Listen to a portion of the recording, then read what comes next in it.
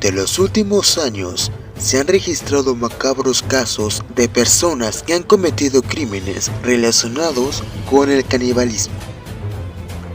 Estos se han presentado en diferentes partes del mundo y ante la ausencia de una explicación racional por parte de sus perpetradores, solamente queda hacer un repaso de estas tétricas historias que le han dado la vuelta al mundo. Estos son algunos casos. El caníbal de la Guerrero.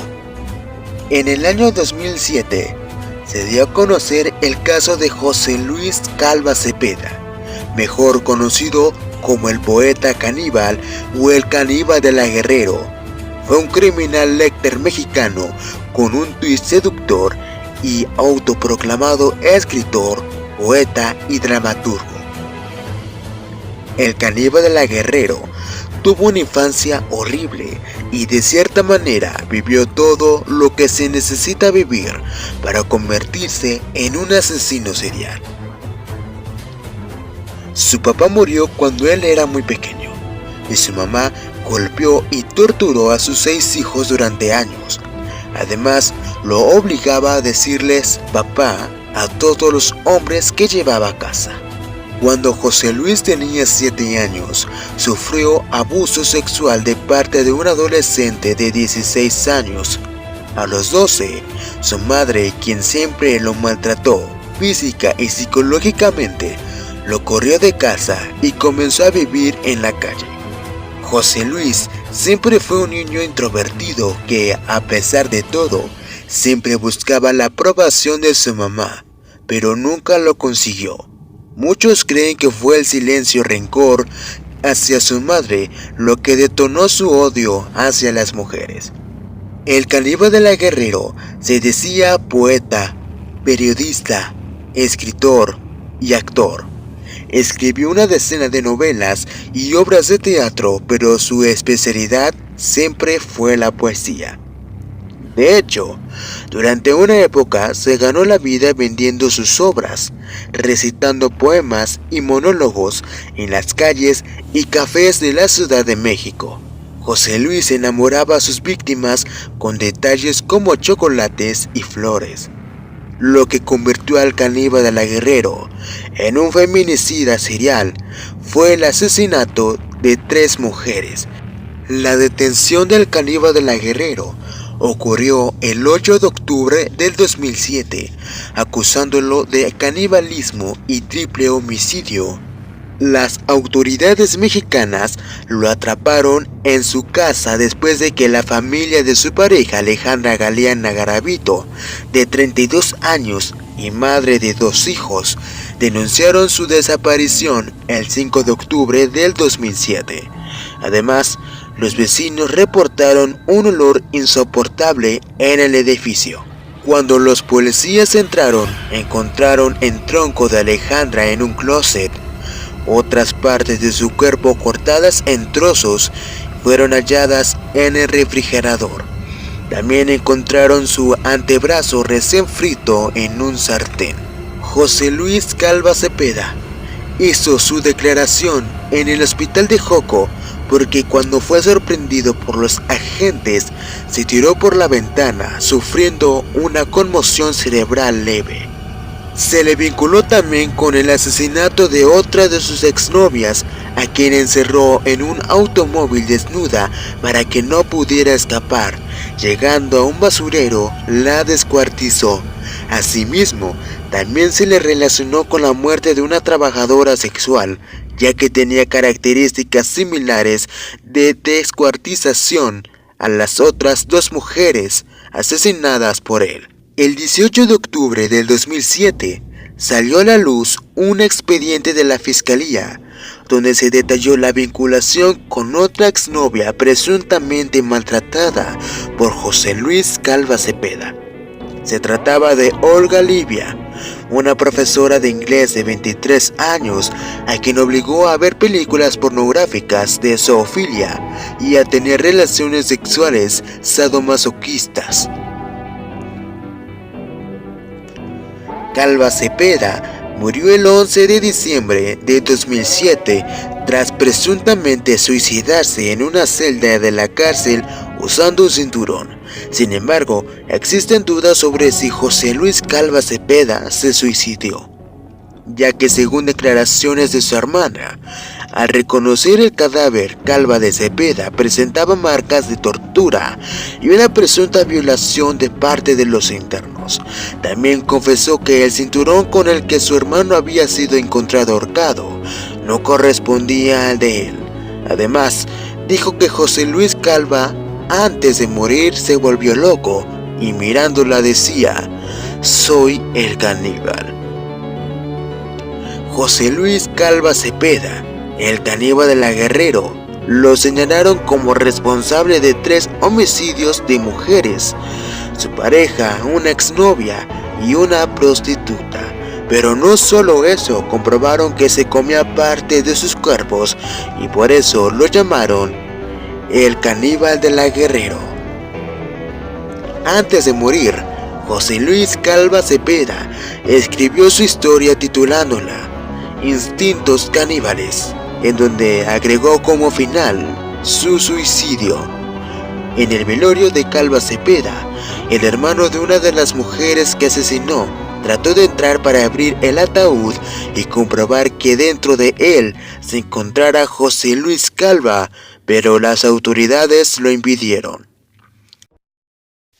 Andrés Mendoza Celis, el caníbal de Atazipán. A sus 72 años, Andrés Filomeno Mendoza Celis era bien conocido por sus vecinos de una colonia popular de Atizipán, Estado de México. Se le tomaba como un hombre amable que gustaba de ayudar a otros. Vivía solo y no se le conocían esposas ni hijos. A pocos metros de su hogar vivía su hermana con una hija. Mendoza Celis nació en Oaxaca y llegó a la zona metropolitana de la Ciudad de México en la década de 1980.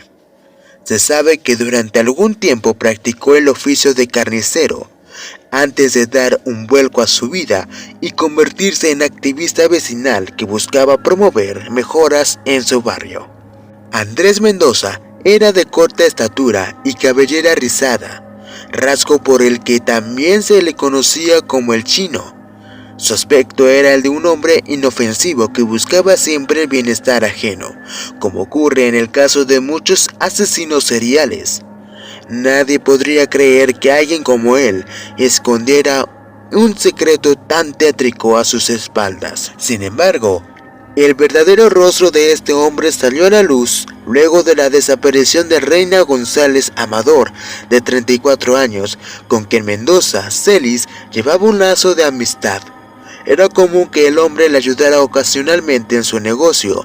Incluso en varias ocasiones fue invitado a sus fiestas familiares. El 14 de mayo del 2021, ambos fueron al centro de la ciudad a comprar material para reabastecer el negocio de Reina.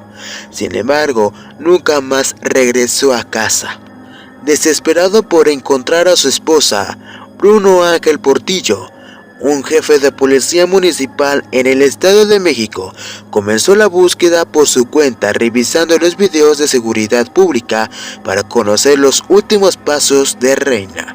Como los videos no revelaban del todo el último paradero de la mujer, Bruno rastreó la localización del celular de su esposa usando una app para ello, lo cual lo llevó hasta el domicilio de Andrés Mendoza. El policía accedió como pudo a la propiedad. Ahí encontró los restos desmembrados de Reina. En un acto de desesperación, Bruno se comunicó con la policía para avisar del hallazgo. Así fue como comenzó la tarea de investigar el pasado de Andrés Mendoza. El predio en el que vivía Andrés Mendoza no tiene nada de llamativo. Se caracteriza por un amplio desorden y carencia de higiene. Pero eso no es lo más sorprendente, sino el hecho de que rentaba cuartos a personas y nadie se dio cuenta de lo que hacía. Después del hallazgo del cuerpo de Reina, la policía y los peritos fueron desenterrando miles de osamentas, la gran mayoría pertenecientes a mujeres, unos pocos eran de niños y hombres.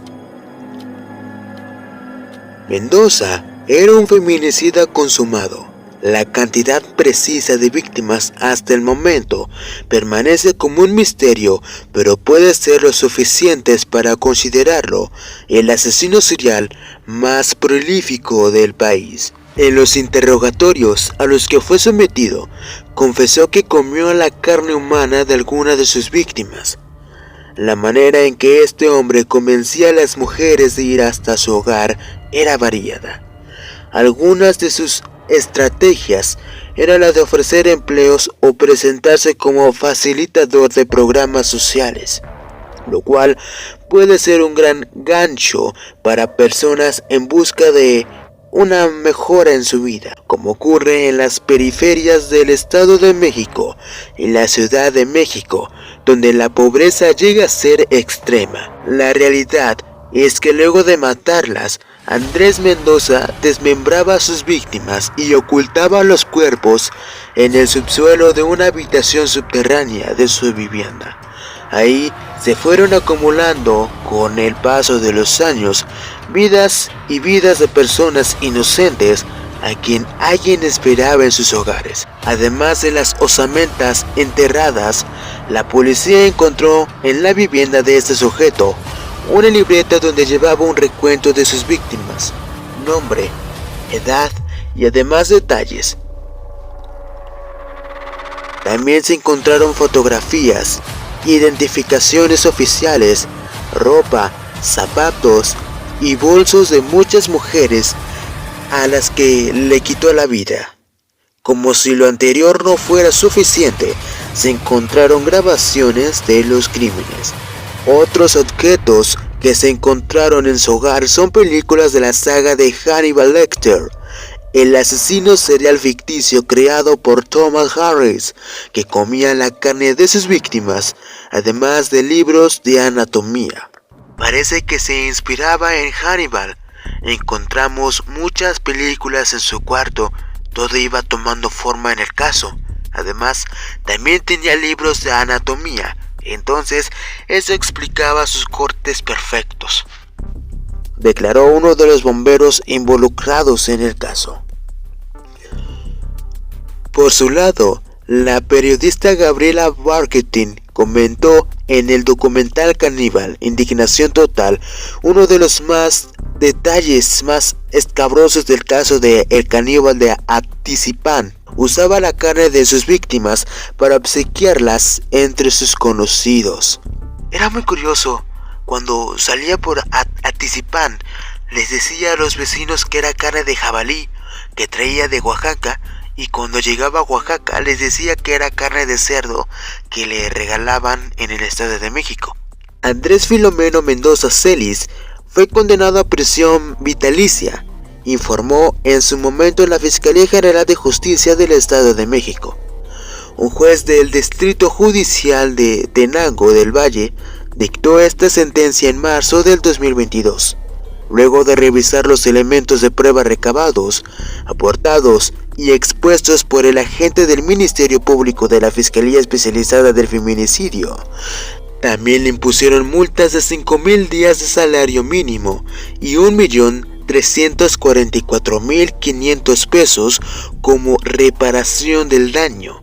Además, fueron suspendidos sus derechos civiles y políticos. Fergie Ostrotsky Shejet, profesora de la Facultad de Psicología de la UNAM y experta en neurobiología de la violencia, ofrece un perfil sobre la personalidad de Andrés Mendoza, a quien tuvo oportunidad de entrevistar. Era un odio, una hostilidad muy marcada hacia la figura femenina. En pruebas que se le aplicaron, decía que las mujeres eran frías y manipuladoras y que siempre le habían cambiado por hombres más ricos que él. Nunca tuvo pareja, siempre buscaba mujeres que en lugares como los table dance. Prefería a las mujeres llenitas con un peso de unos 70 kilos, jóvenes y atractivas. Tiene una mirada muy transparente que no la tienen los asesinos seriales. Te mantiene la mirada fija. Estaba muy contento. Al principio pensé que no era él. En él hay una baja autoestima. No se siente físicamente adecuado. Esa falta de autoestima se volvía fantástica cuando ayudaba y era el gran cuidador de la sociedad. El acto de matar era un acto de vengarse de las mujeres. Tenía satisfacción sexual cuando mataba a la víctima y la grababa. Vamos a una pausa y regresamos con la historia de Jeffrey Dahmer. Pausa y volvemos.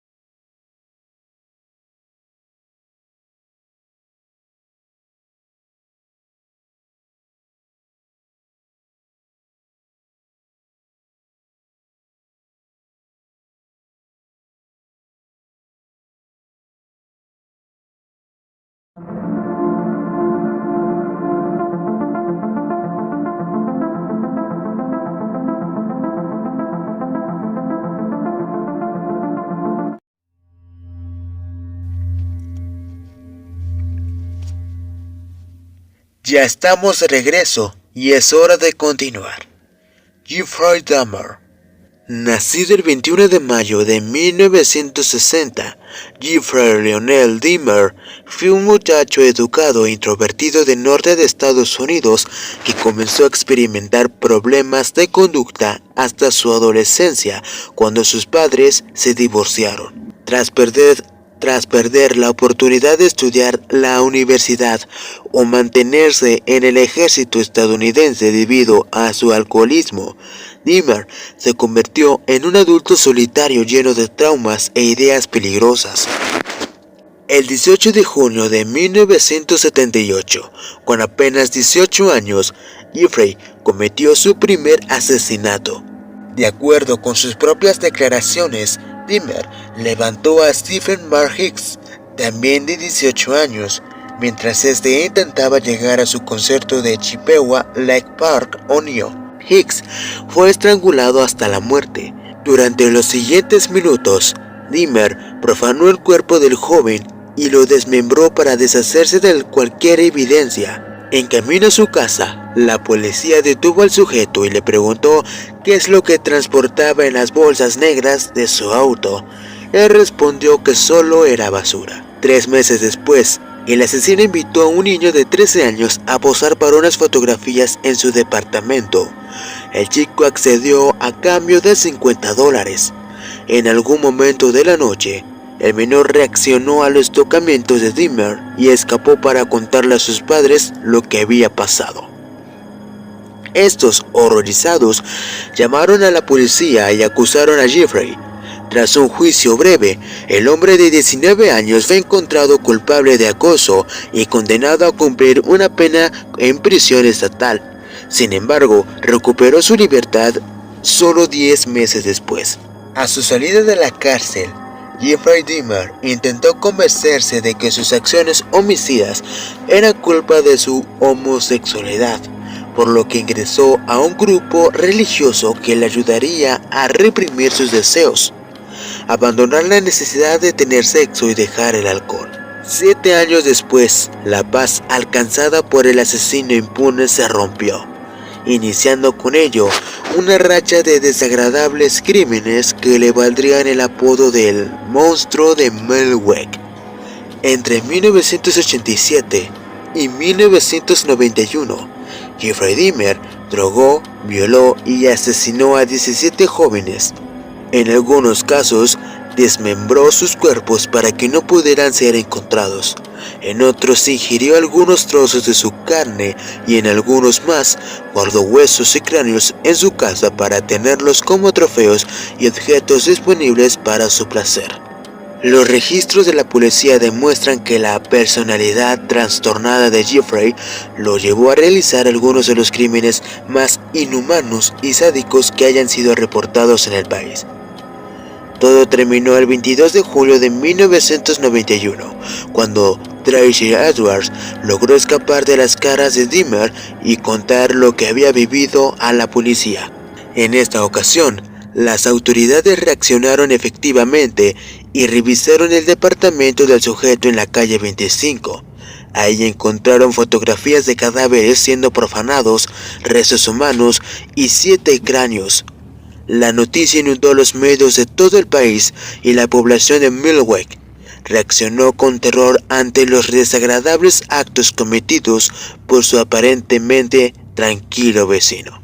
Aunque intentó hacerse pasar por un enfermo mental en busca de relajar cualquier medida a la que fuera condenado, un jurado encontró a Jeffrey Dahmer completamente capaz de cometer sus actos y lo sentenció a 15 cadenas perpetuas consecutivas por las muertes de Stephen Hicks, de 18 años, Stephen Toomey, de 25 años, James Doxtator, de 14 años, Richard Guerrero, de 22 años, Anthony Lee Sears, de 24 años, Raymond Smith, de 32 años, Edward Smith, de 27 años, Ernest Marquez, de 22 años, David Thomas, de 22 años, Curtis Durrell Strucker, de 17 años, Harold Lindsay, de 19 años, Anthony Hughes, de 31 años, Honorak Sinfonfon, de 14 años, Matt Cleveland Turner, de 20 años, Jeremiah Wimberger, de 23 años, Oliver Lacey, de 24 años,